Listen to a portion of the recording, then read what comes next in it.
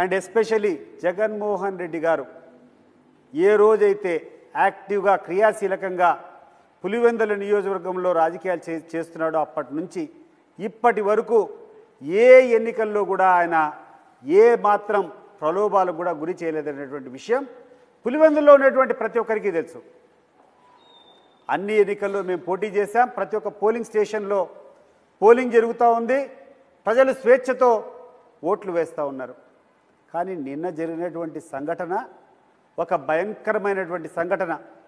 ఈ రాష్ట్రంలో ఉన్నటువంటి ముఖ్యమంత్రి ఆయన కొడుకు మెప్పు కోసం వాళ్ళకేందో వాళ్ళ కళ్ళల్లో ఆనందం చూసేదానికి వాళ్ళకేదో కుప్పంలో ఎలక్షన్లో ఓడిపోయారు కాబట్టి దానికి ప్రతీకారం తీర్చుకోవాలనే ఉద్దేశంతో ఈరోజు వాళ్ళు పులివెందుల్లో తీసుకొని వచ్చినటువంటి సాంప్రదాయం ఆలోచన చేస్తే భారతదేశంలో ప్రజాస్వామ్యవాదులందరూ కూడా ఈరోజు ఎంత బాధపడుతున్నారో అంత తీవ్రంగా ఆవేదన చెందుతున్నారు.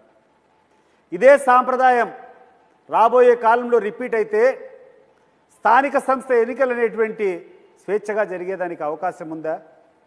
ఈరోజు ఎంతోమంది స్థానిక సంస్థల్లో పోటీ చేయాలని చెప్పి ఆ యొక్క ప్రజాస్వామ్య స్ఫూర్తితో వాళ్ళకు ఉన్నటువంటి టాలెంట్ను నిరూపించుకోవాలనో వాళ్ళకు ఉన్నటువంటి సేవాభావాన్ని ప్రజలకు చూపించాలనో లేకుండా అంటే వాళ్ళ యొక్క రాజకీయంగా వాళ్ళు ఎదగాలని చెప్పి ఉన్నటువంటి ఆశావాదులకు అందరికీ ఏమనేటువంటి సందేశం ఇస్తామో ఒకసారి ఆలోచన చేయండి.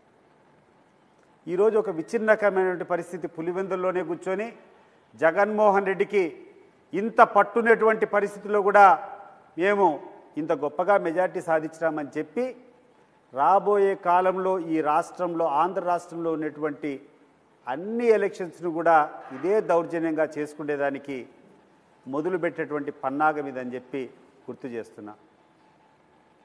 నేను అడుగుతున్నాను